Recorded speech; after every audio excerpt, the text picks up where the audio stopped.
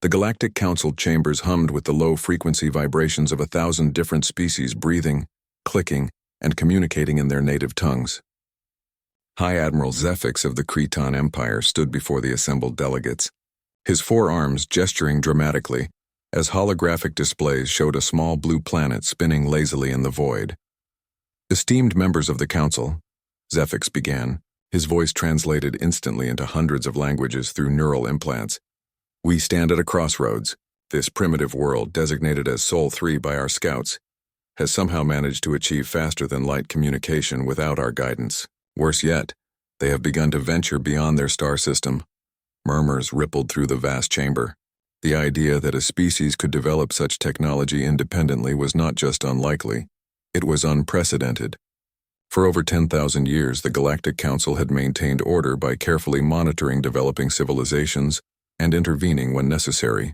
No species had ever broken the barrier to interstellar travel without first being contacted and guided by the Council. How is this possible? Asked Counselor Vexhai, her serpentine form coiling with agitation. Our monitoring stations should have detected any significant technological advancement. The humans were classified as a Class II civilization barely capable of nuclear fusion.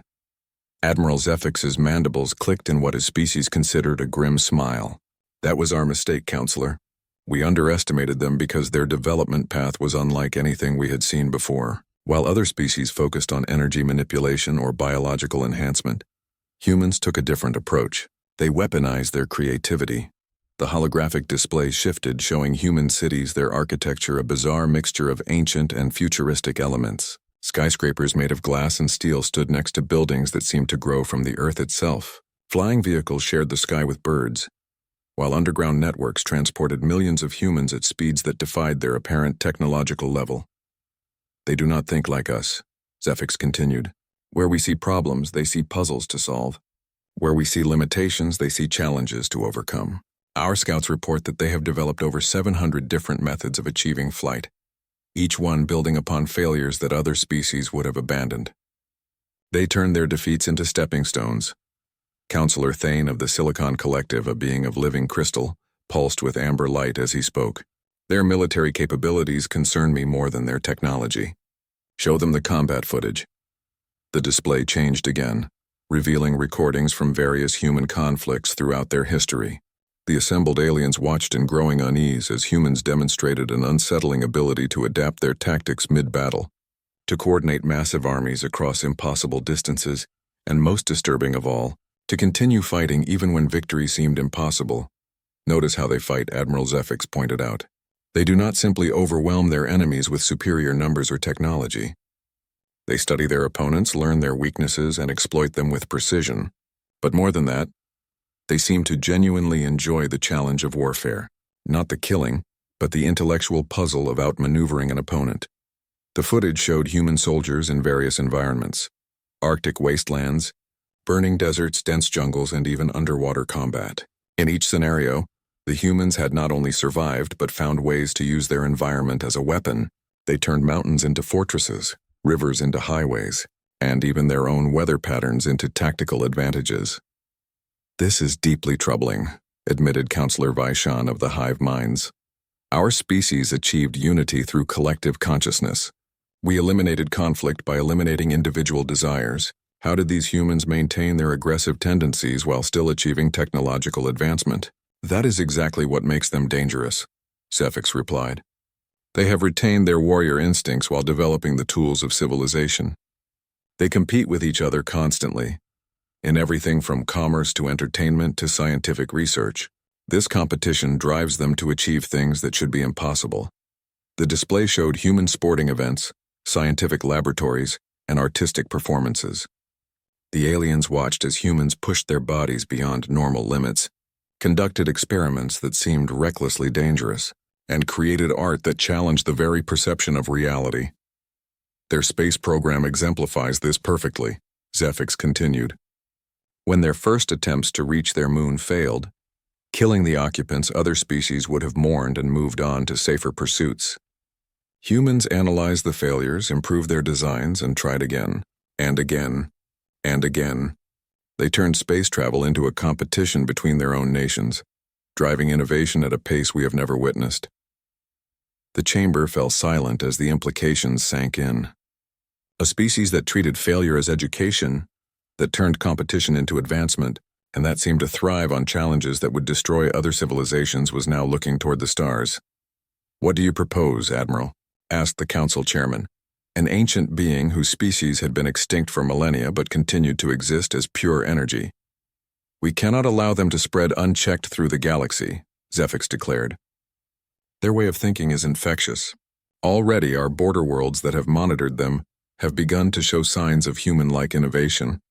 If they make contact with other developing civilizations, they could destabilize the entire galactic order. Then we guide them, as we have done with countless others," suggested Counselor Vexhai. "Impossible." Zephyx shook his head. "Humans do not follow guidance unless they understand the reasoning behind it. And once they understand our technology, they will improve upon it. We have seen this pattern in their history repeatedly. They take ideas from others and make them better." The Admiral's forearms spread wide as he delivered his conclusion. "There is only one solution. The human species must be contained permanently. I propose we deploy the First Fleet to Sol 3 and establish complete control over their homeworld. Once we demonstrate our superior technology and firepower, they will have no choice but to submit to our authority." The vote was unanimous. Within hours, the largest military force in galactic history began its journey toward a small blue planet whose inhabitants had no idea that their creativity had just sentenced them to invasion. Commander Sarah Chen stared at the massive object that had appeared at the edge of the solar system 3 days ago. The International Space Station's most powerful telescopes couldn't make out details, but the thing was easily the size of Manhattan and moving toward Earth with unmistakable purpose.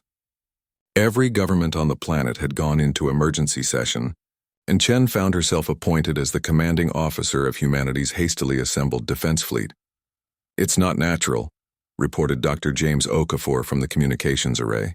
"The object is broadcasting on frequencies we've never encountered, using mathematical principles that suggest intelligence far beyond our current understanding. But the strange thing is, they seem to be trying to communicate using our own historical transmission patterns." Chen nodded grimly. Humanity had been broadcasting radio signals into space for over a century, essentially announcing their presence to anyone who might be listening. It seemed someone had finally decided to answer. "Status. Report on our defensive capabilities," she ordered. Lieutenant Maria Santos pulled up the holographic display showing Earth's hastily mobilized space assets. "We have the Freedom Station battle platform, 12 armed shuttles, 6 converted mining vessels with improvised weapons, and 4 experimental fighters that have never been tested in actual combat. Total crew of 237. The numbers were pathetic compared to the size of the approaching vessel, but Chen had not expected to command a space battle when she woke up last week. She had been testing atmospheric processors on Mars when the object appeared, and her experience with jury-rigged equipment in hostile environments had apparently made her the most qualified person available. "What about ground-based assets?" she asked. "Every major military power has pointed their most advanced weapons at the sky," Santos replied. "Nuclear missiles, particle beam arrays, electromagnetic pulse generators, and some experimental weapons that are still classified. The problem is range. Most of our weapons were designed for planetary combat, not space warfare." Chen studied the tactical display, her mind racing through possibilities. Humanity had spent centuries perfecting the art of warfare, but always against other humans. They had never faced an enemy with superior technology and unknown capabilities.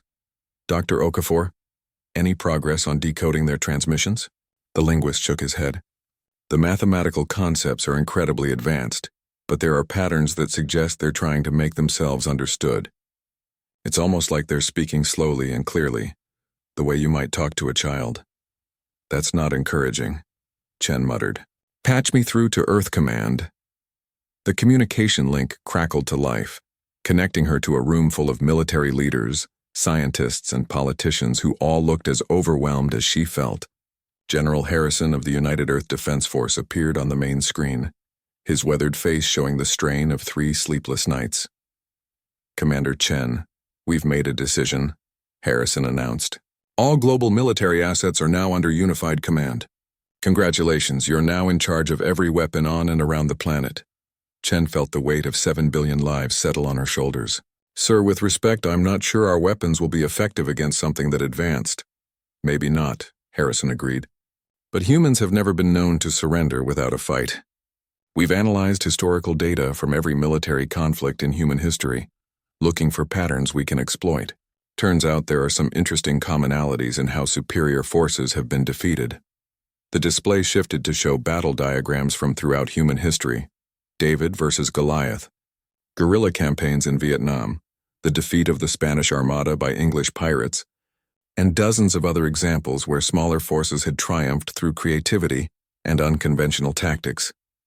The key factor in every case, Harrison continued, was that the smaller force did something the larger force never expected. They broke the rules of conventional warfare. Chen studied the historical examples, her tactical training beginning to see patterns.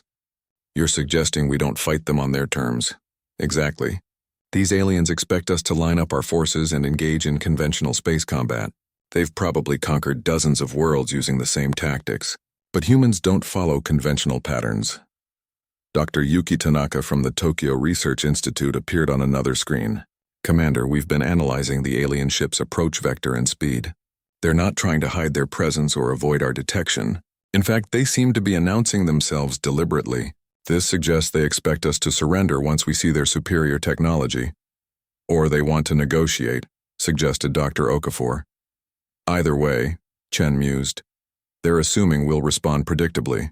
What if we don't? She turned to her tactical officer. Santos, I want you to run simulations on something. What if we don't mass our forces to meet them? What if we scatter everything we have and make them chase us around the solar system? That's not a strategy I've ever seen in the manuals, Santos replied uncertainly. Exactly. Human military doctrine emphasizes the importance of achieving victory through superior strategy, not just superior force.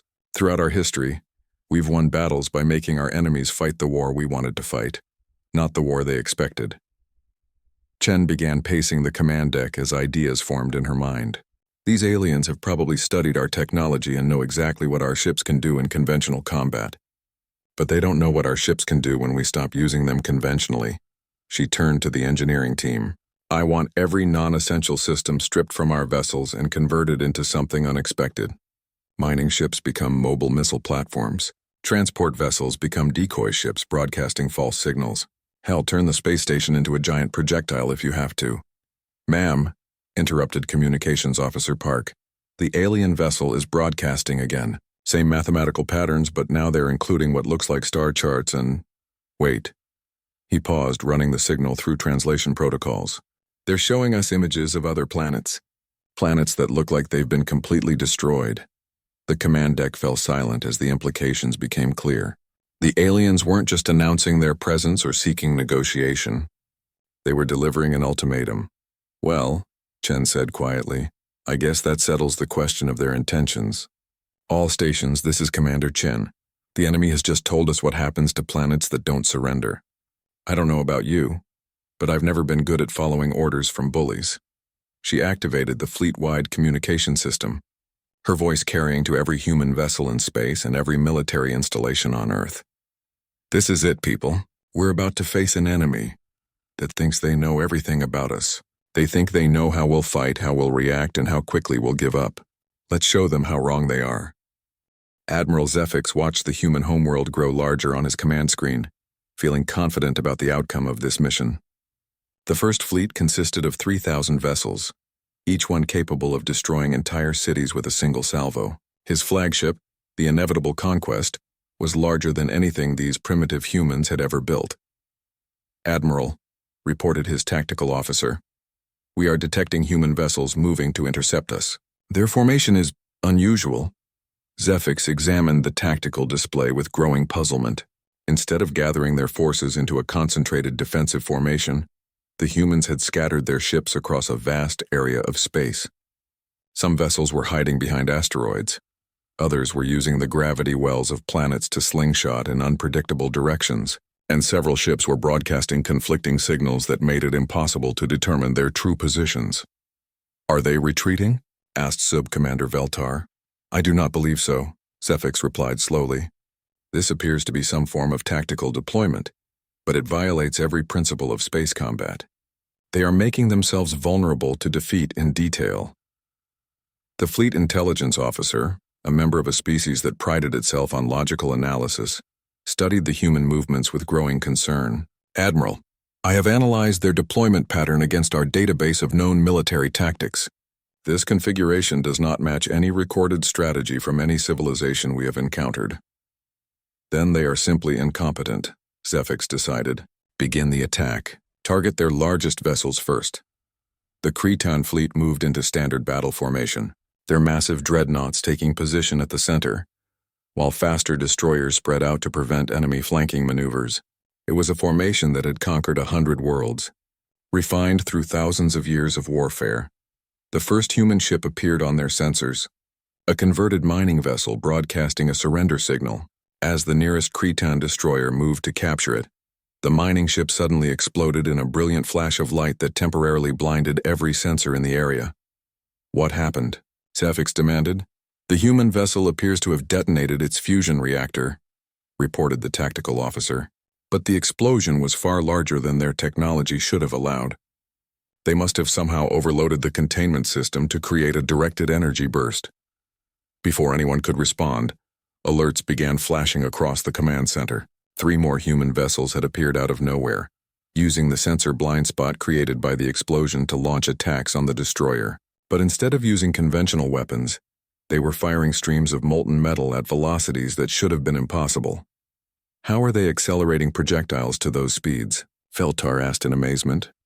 "They are using magnetic acceleration combined with gravitational assists from nearby asteroids," the intelligence officer replied. "It is incredibly inefficient and requires precise timing, but the kinetic energy is devastating." The destroyer's shields held against the first impacts, but the humans had calculated exactly where the ship would be and had fired multiple salvos from different angles. The destroyer found itself caught in a crossfire of hypervelocity projectiles that overwhelmed its defensive systems.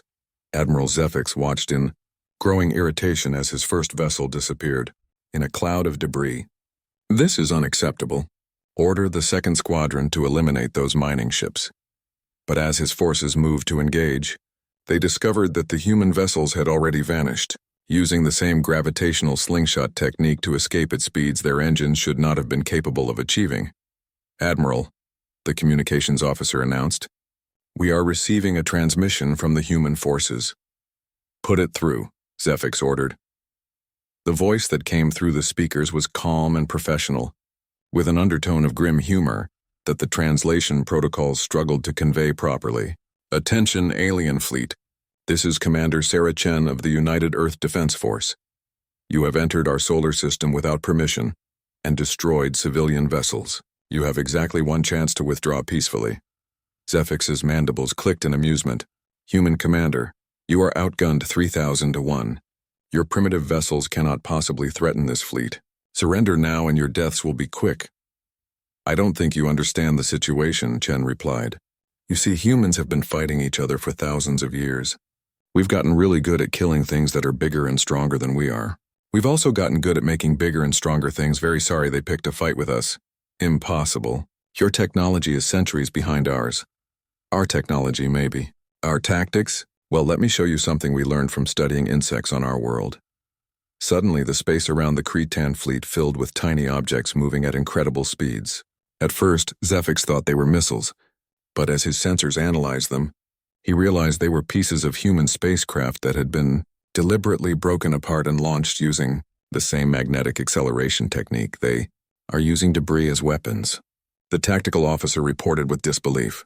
"Thousands of pieces of metal and machinery, each one aimed at critical systems on our ships. The fleet's point defense systems activated, designed to intercept missiles and fighter craft. But the human debris swarm was too numerous and too small for the automated systems to track effectively. Pieces of metal the size of bullets began punching through armor plating that could withstand direct hits from plasma cannons. The humans are targeting our sensor arrays and communication systems," Feltar reported as damage reports flooded in. "They are not trying to destroy our ships outright. They are trying to blind and deafen us." Zefix was beginning to realize that he had underestimated these creatures.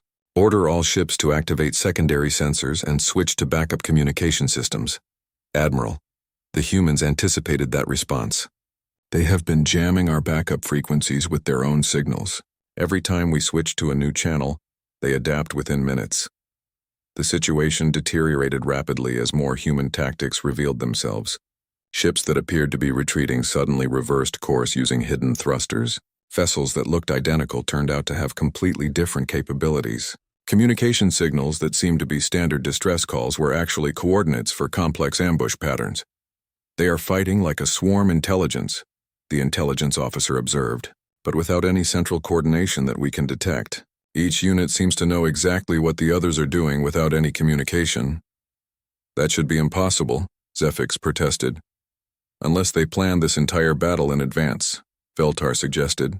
Every movement, every attack, every response could have been rehearsed. They may have spent months preparing for exactly this scenario. Admiral Zefix stared at the tactical display as more of his ships reported damage from increasingly creative attacks. Human vessels were using solar radiation as a weapon, reflecting and focusing it with improvised mirror arrays. They were detonating nuclear warheads not to create explosions, but to generate electromagnetic pulses that disabled ship systems. One group had even managed to crash an asteroid into a dreadnought by altering its orbit with precisely placed charges. Admiral, the communications officer announced urgently, we are receiving another transmission from the human commander. Chen's voice came through the speakers again, but now there was something different in her tone, something that made Zefix's species' equivalent of hair stand on end. You know what the funny thing is? Chen said. Everything we've done so far, that was just us warming up. See, humans have this saying, if you want peace, prepare for war. We've been preparing for war for our entire history, not just against each other, but against anything that might threaten us. Aliens, robots, natural disasters, you name it. What is your point, human? My point is that every single science fiction story, every military simulation, every strategic planning session in human history has included scenarios exactly like this one. We've been thinking about how to fight superior alien forces since before we even knew aliens existed. We've been preparing for you for centuries. The transmission ended, leaving the Cretan fleet to contemplate the terrifying possibility that this entire battle had been fought according to a plan written long before the humans even knew they existed. The battle had been raging for 6 hours, and Admiral Zefix was beginning to understand why no other species had developed like the humans. His tactical displays showed a situation that defied all conventional military logic. The First Fleet still maintained numerical superiority, but the humans were not fighting a conventional war. Report, Zefix demanded as another alarm klaxon sounded. The humans have somehow weaponized their civilian infrastructure, Subcommander Veltar announced, with barely concealed panic. They are using their orbital manufacturing stations to produce munitions in real time, adapting their weapons based on our ship configurations. That is impossible. Weapons manufacturing requires specialized facilities and materials. Apparently not for humans, sir. They have converted industrial 3D printers, mining equipment, and even waste processing plants into weapon production facilities. They are literally making bullets out of garbage and scrap metal. Zefix studied the tactical feed showing human space stations rapidly reconfiguring themselves. What had been civilian habitats an hour ago were now fortress-like structures bristling with improvised weapons. The humans had turned their entire infrastructure into a military asset. Sir, the intelligence officer interrupted, I am detecting unusual activity on the human homeworld. They appear to be launching something from their surface. The display shifted to show Earth where thousands of bright points of light were rising from the planet's surface. At first they looked like conventional missiles, but as the sensors analyzed them, the readings became increasingly bizarre. Those are not military weapons, the intelligence officer reported with confusion. They appear to be civilian vehicles, modified automobiles, aircraft, and even spacecraft designed for recreational use. Are you saying they are attacking us with sports cars? Veltar asked incredulously. Not just sports cars. Racing vehicles, experimental aircraft, private spacecraft, and what appears to be a submarine converted for space travel. Admiral Zefix watched in amazement as the improvised fleet of civilian vehicles reached orbital altitude. Each one had been hastily fitted with basic life support and whatever weapons their owners could manage. It was the most ridiculous assault force he had ever seen, and somehow it was working. The civilian volunteers were not following any military protocol. They attacked individually, using tactics that seemed to come from entertainment rather than warfare. Pilots performed maneuvers that would have killed any other species, pulling gravitational forces that should have crushed their bodies. Racing drivers used techniques learned from competitive motorsports to ram Cretan fighters at impossible angles. Even the converted submarine somehow managed to torpedo a destroyer using modified waste disposal systems. How are their biological forms surviving those acceleration forces? The medical officer asked in disbelief. According to our analysis, the intelligence officer replied, humans have much higher tolerance for physical stress than any other known species. They seem to have evolved specifically for surviving extreme conditions. Sir, Veltar reported, we are receiving intelligence data from the Galactic Council archives. Additional information about human biology and psychology. The data stream that appeared on Zefix's screen made his blood run cold. Humans were not just unusually durable. They were persistence predators that had evolved to outlast prey by running them to exhaustion. Their social structure was based on cooperation through competition, allowing them to work together while maintaining individual initiative. Most terrifying of all, they possessed an almost supernatural ability to adapt under pressure. This explains their battlefield performance, Zefix realized. They are not just using unconventional tactics. They are evolving new tactics in real time, learning from each engagement and sharing that knowledge instantly across their entire force. Admiral, the communications officer announced urgently, we are receiving reports from our perimeter scouts. Additional human forces are approaching from multiple directions. How many ships? That is the problem, sir. We cannot determine ship counts because they are using stealth technology that appears to be based on biological camouflage rather than energy shielding. The tactical display, updated to show new contacts appearing throughout the solar system. Human vessels were emerging from hiding places that should not have been able to conceal spacecraft. Inside asteroid fields, beneath the ice caps of moons, even attached to the undersides of space debris. They have been planning this defense for much longer than we realized, Veltar observed. This level of preparation suggests they have been anticipating alien invasion for years. Decades, actually, came a new voice over the communication system. It was Commander Chen again, but now she sounded almost conversational. We've been running invasion scenarios since the 1940s.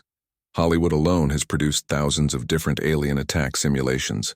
Our military has contingency plans for everything from shape-shifting infiltrators to planet-killer death rays. Your entertainment industry has been conducting military research? Zefix asked in disbelief. More like the other way around, Chen replied with amusement. Our military analyzes threats by imagining the worst possible scenarios. Then our entertainment industry turns those scenarios into stories. Then our civilian population watches those stories and comes up with even worse scenarios. It's been going on for generations. That is insane. Maybe. But it means that every human who has ever watched a science fiction movie has spent time thinking about how to defeat an alien invasion. You're not just fighting our military, Admiral. You're fighting the collective imagination of our entire species. As if to prove her point, the human forces began implementing tactics that seemed to come directly from fictional scenarios. Ships that appeared to be destroyed suddenly revealed themselves to be decoys, while the real vessels attacked from unexpected angles.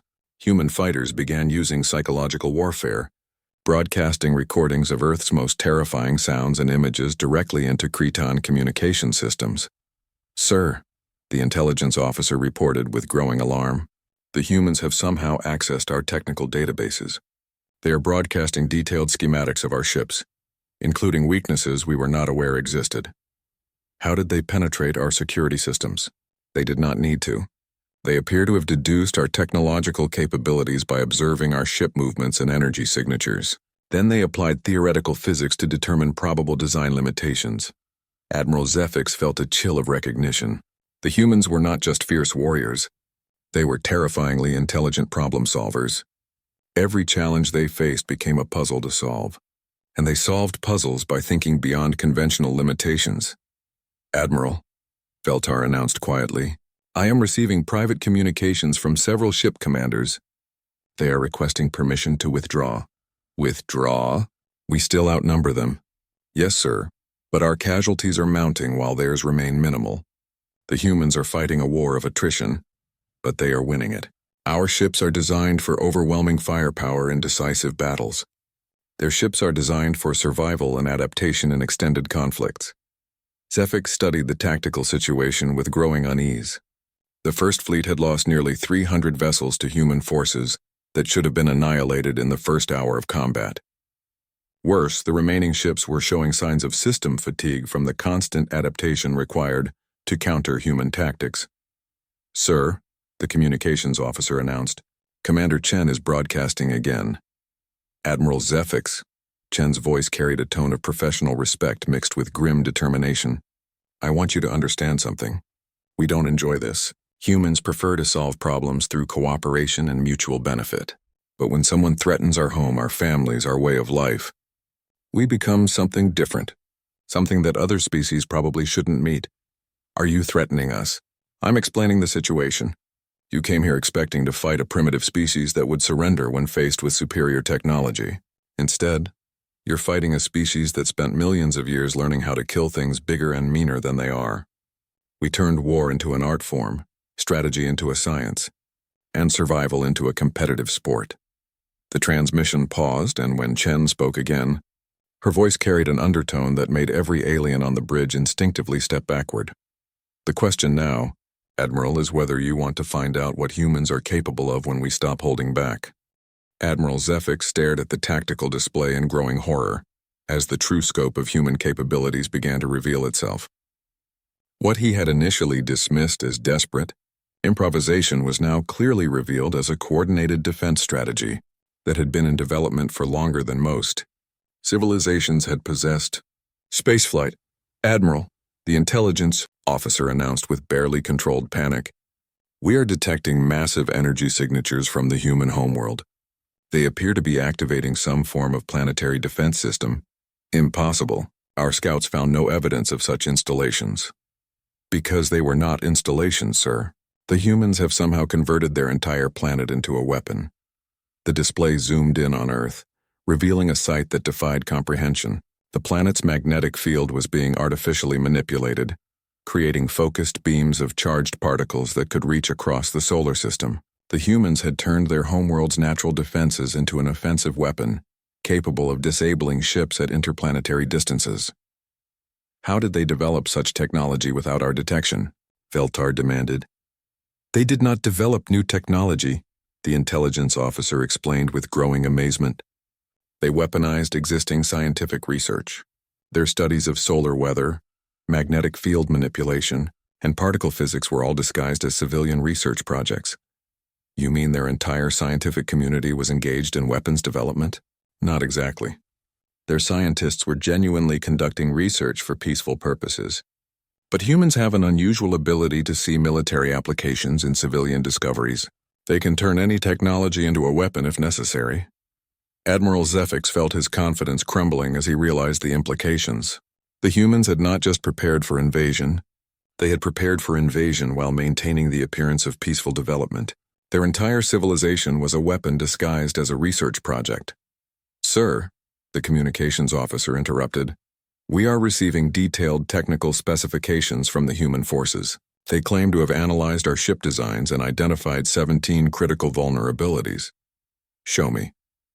The data that appeared on Zephyx's screen made his heart stop beating for several seconds. The humans had somehow deduced the internal structure of Cretan vessels simply by observing their external behavior. Their analysis was not just accurate, it was more thorough than his own engineering reports. "They know our ships better than we do," Veltar observed with stunned disbelief. "Admiral," the tactical officer announced urgently, "human forces are implementing new attack patterns based on their technical analysis. They are targeting specific systems in sequence to create cascade failures." As if summoned by his words, the first coordinated human assault began. Instead of attacking randomly, every human vessel simultaneously targeted the same type of system on different ships. Within minutes, half the fleet had lost primary navigation, while the other half suffered communication failures. "They are not trying to destroy us quickly," Zephyx realized. "They are systematically dismantling our capability to function as a coordinated force. Sir, this is psychological warfare at a level we have never encountered. They are demonstrating that they can take us apart piece by piece whenever they choose. The human assault continued with terrifying precision. Ships that lost navigation found themselves unable to coordinate with allies. Vessels that lost communication systems could not call for support. Those that lost life support systems faced the choice between retreat and suffocation. "Admiral," came Commander Chen's voice over the communication system, "I want to make sure you understand what's happening here. We're not showing off. We're not trying to humiliate you. We're demonstrating what happens when you threaten something humans care about." "What do you want?" Zefix asked, his voice tight with stress. "Right now, I want you to contact whoever sent you and tell them that Earth is not available for conquest. But I also want you to understand why." The tactical display shifted to show human activities throughout the solar system. Ships that had appeared to be destroyed were revealed to be operational, hidden within the wreckage of their own decoys. Weapons platforms that looked like civilian installations opened to reveal armaments that should not have existed. Even the asteroids seemed to be moving in patterns that suggested artificial control. "You see, Admiral, humans have a concept called overkill. It means using more force than necessary to ensure that a problem stays solved. Most species develop weapons that are just powerful enough to defeat expected threats. Humans develop weapons that are powerful enough to defeat threats they hope they'll never encounter. You are saying your defenses are stronger than necessary? I'm saying our defenses are just getting started. What you've seen so far is our conventional response to alien invasion. We've been holding back because we hoped you might be reasonable." Chen's words were followed by new energy signatures appearing across the solar system. Installations that had been completely hidden began powering up, revealing themselves to be weapons platforms disguised as scientific research stations. Asteroid mining operations suddenly deployed military hardware that had been camouflaged as industrial equipment. Every human outpost, every research station, every mining operation in this system has been designed with dual-use capability, Chen explained. "We call it defensive redundancy. If you attack our military, our civilians become military. If you attack our installations, our infrastructure becomes weapons. If you attack our planet, our entire star system becomes hostile territory." Admiral Zefix watched in growing despair as the true extent of human preparations revealed itself. They had not just fortified their homeworld. They had turned their entire stellar neighborhood into a massive defensive network. Every piece of space debris, every minor moon, every scientific satellite was part of an integrated defense system. "Sir," Veltar reported quietly, "I am receiving requests for immediate evacuation from over half our ship commanders. Morale is collapsing." "They have not destroyed a single ship in the last hour," Zefix protested. "That is exactly what is terrifying them. The humans are demonstrating that they can destroy any ship at any time, but they are choosing not to. Our crews understand that they are alive only because the humans allow it." "Admiral," the intelligence officer added, "I have completed analysis of human tactical patterns. They are not fighting to win this battle. They are fighting to ensure that no one ever attacks them again." The realization hit Zefix like a physical blow. The humans were not defending themselves. They were teaching a lesson. Every disabled ship, every neutralized weapon, every demonstration of superior tactics was a message to the Galactic Council. This is what happens when you threaten humanity. "Sir," the communications officer announced, "we are receiving a priority transmission from Galactic Council headquarters. Put it through." The image that appeared on the main screen showed the council chambers in emergency session. High Counselor Vexhai appeared to be in heated discussion with other council members, while emergency reports streamed in from across the galaxy. "Admiral Zefix," Vexhai's voice carried barely controlled panic. "What is your status? We are receiving reports that the human defense exceeded all projections. Counselor, the humans have capabilities we never anticipated. Their entire civilization appears to be designed for asymmetric warfare. How is that possible? Our intelligence indicated they were a peaceful species focused on scientific advancement." "They are, Counselor. But they are also paranoid enough to prepare for threats that do not yet exist, creative enough to turn any technology into a weapon, and stubborn enough to fight battles they cannot win until they figure out how to win them." The transmission from the council was interrupted by Commander Chen's voice broadcasting on all frequencies. "Attention, Galactic Council. This is Commander Sarah Chen of the United Earth Defense Force. Your invasion fleet is currently disabled but unharmed in our solar system. We are prepared to return your personnel safely to Council space, but we need to discuss new diplomatic arrangements. You dare make demands of the Council? Vex-High's image flickered with outrage. I'm offering to negotiate rather than demonstrate what humans do to species that refuse to leave us alone. Trust me, Counselor, you want to take the diplomatic option. The Galactic Council chambers had never seen such chaos. Emergency sessions were common, but the reports flooding in from the human solar system defied everything the Council thought they understood about warfare, technology, and the nature of civilized species. High Counselor Vex-High coiled nervously as she reviewed the tactical reports from Admiral Zefix. The First Fleet, the most powerful military force in galactic history, had been systematically neutralized by a species that should not have possessed space travel, much less advanced military capabilities. Explain to me again how 3,000 of our most advanced warships were defeated by creatures using converted mining equipment, demanded Counselor Thane, his crystalline form pulsing with agitated light.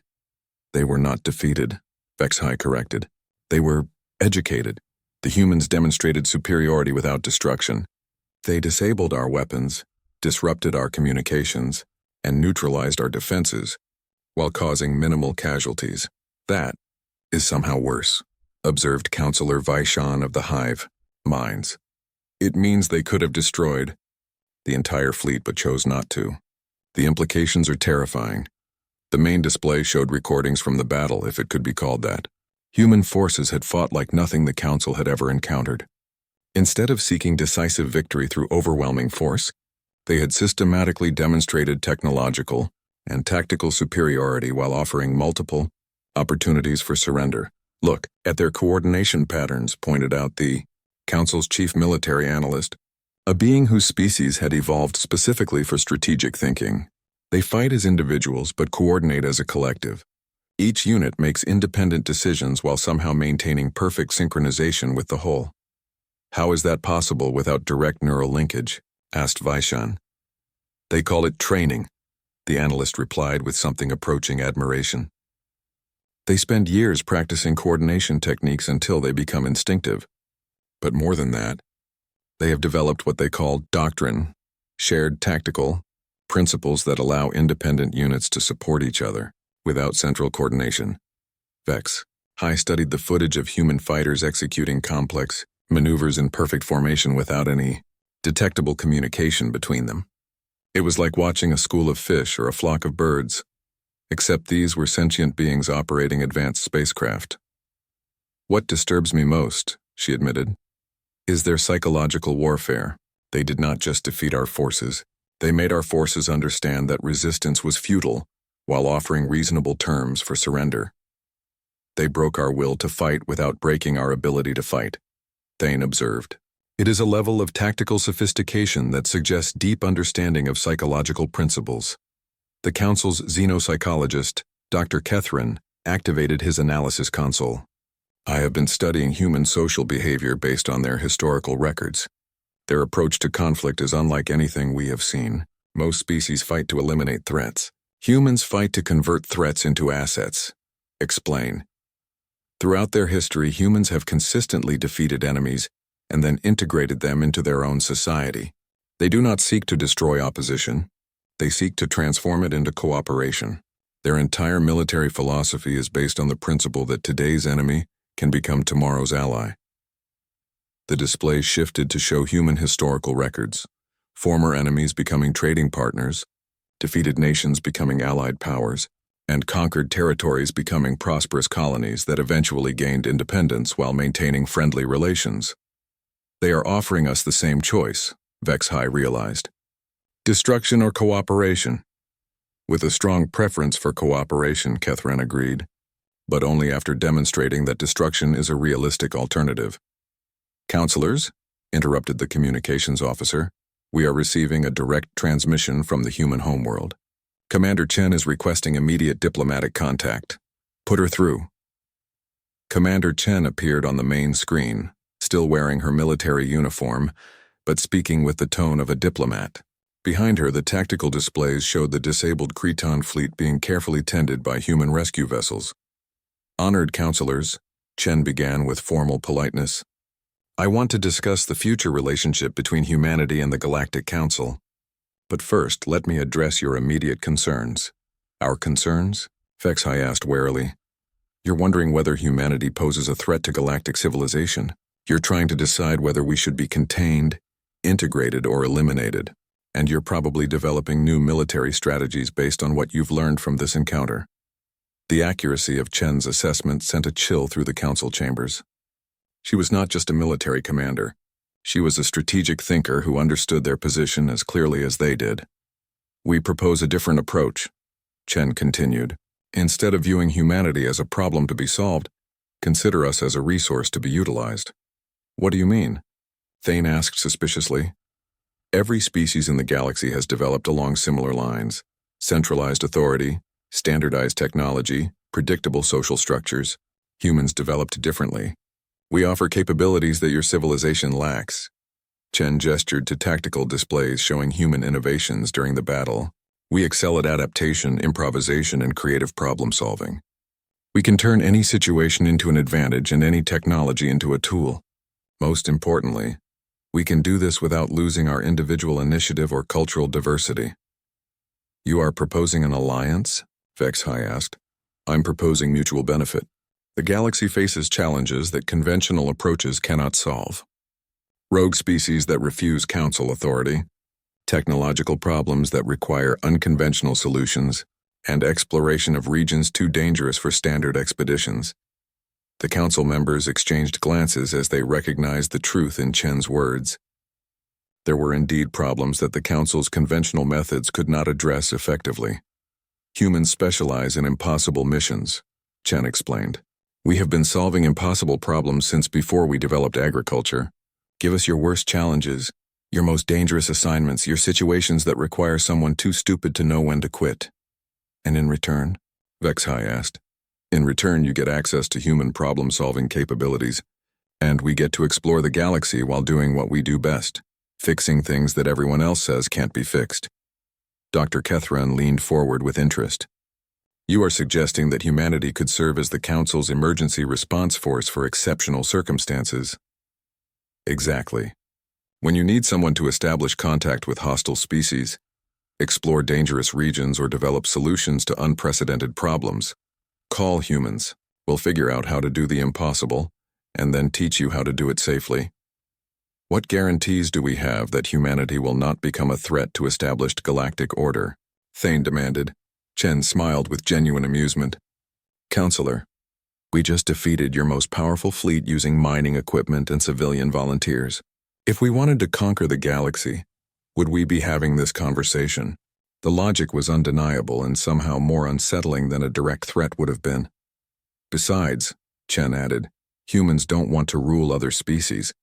We have enough trouble ruling ourselves. What we want is challenges worthy of our abilities and the freedom to explore the universe. Give us frontiers to explore and problems to solve, and we'll be the most loyal allies you've ever had. HFY coiled thoughtfully as she considered the proposal. It was audacious, unprecedented, and somehow perfectly logical. Instead of trying to contain humanity's dangerous capabilities, the Council could direct them toward beneficial purposes. Commander Chen, she said finally, we will need time to consider your proposal. Of course, while you deliberate, we'll be returning your fleet personnel safely to Council space. Consider it a gesture of good faith. And our ships will be returned in better condition than when they arrived. We've taken the liberty of upgrading some of your systems with human innovations. Think of it as a preview of what cooperation with humanity might accomplish. 6 months after the failed invasion, Admiral Zephyk stood in the same council chambers where he had once advocated for humanity's destruction. The irony was not lost on him that he was now serving as the primary liaison between the Galactic Council and the species he had attempted to conquer. Report on the Andromeda crisis, High Counselor HFY requested, her tone carrying a mixture of curiosity and apprehension. Zephyx activated the holographic display, showing a region of space that had been deemed too dangerous for exploration by any known species. The human expedition has successfully established contact with the crystalline entities in the Andromeda spiral. Not only did they survive the encounter, but they have negotiated a trade agreement. Impossible, protested Counselor Thane. Those entities destroyed every probe we sent into their territory. They communicate through harmonics that can shatter conventional spacecraft. The humans approached the problem differently, Zefix explained. Instead of trying to protect their ships from the harmonic frequencies, they modified their vessels to resonate in harmony with the entities. They turned their weakness into a strength. The display showed human ships that looked more like musical instruments than spacecraft, their hulls covered with resonance chambers and harmonic amplifiers. The crystalline entities, previously hostile to all contact, were now engaged in what could only be described as musical conversation with the human expedition. Furthermore, Zefix continued, the humans have discovered that the crystalline entities possess knowledge of faster-than-light travel that makes our current technology look primitive. They are willing to share this knowledge in exchange for what they call new songs. New songs? Vexhai asked. Human music, apparently. The entities find human artistic expression fascinating because it represents emotional concepts they had never encountered.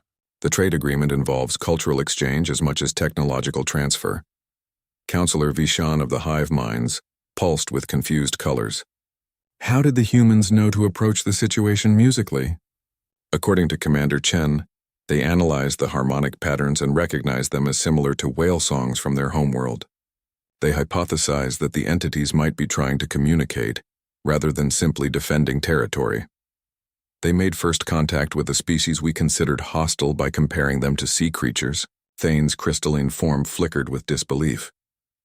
It gets more interesting, Zefix continued. The humans have also resolved the conflict in the Rigel sector that has been ongoing for 3 centuries. The display shifted to show a war zone that had consumed the resources of 17 different species without resolution. The conflict had been so complex and entrenched that the Council had declared it an acceptable loss and focused on containing the violence. The humans studied the historical grievances between all parties and identified the core issue. Each species was fighting for resources they believed were scarce, while the actual resources they needed were abundant but unrecognized. Explain. The war was being fought over dilithium crystals, which all 17 species needed for their power systems. However, the humans discovered that each species could produce synthetic alternatives, using materials that were worthless to the others but abundant in their respective territories. High coiled with growing amazement. They ended a 3-century war by teaching the participants that they were fighting over something they could make themselves. Not just that, they established a trade network where each species produces synthetic materials for the others, creating mutual dependence that makes future conflict economically impossible. The former war zone is now the most prosperous trading hub in that sector. How long did this take them? 3 weeks. The council chambers fell silent as the implications sank in. Problems that had seemed intractable for centuries were being solved by humans in a matter of days or weeks, not through superior technology or overwhelming force, but through creative thinking and unconventional approaches. There is more, Zefix continued, though his voice carried a note of uncertainty. The humans have submitted a proposal for exploration of the Dark Zone. Every member of the council recoiled at the mention of the galaxy's most forbidden region. The Dark Zone was an area of space where entire civilizations had vanished without trace, where the laws of physics seemed unreliable, and where every expedition had either disappeared or returned with reports so disturbing that the Council had classified them beyond top secret. That is absolutely out of the question, Vexhai declared. The Dark Zone is too dangerous for any form of exploration. The humans argue that it is too dangerous to leave unexplored, Zefix replied. They point out that our policy of avoidance has not prevented the zone from expanding. In fact, it has grown by 12% in the last millennium. And they think they can succeed where every other species has failed? They think they can succeed because every other species has failed. They have analyzed all available records of previous expeditions and identified common factors in their disappearance. Their proposal is based on doing exactly the opposite of what everyone else has tried.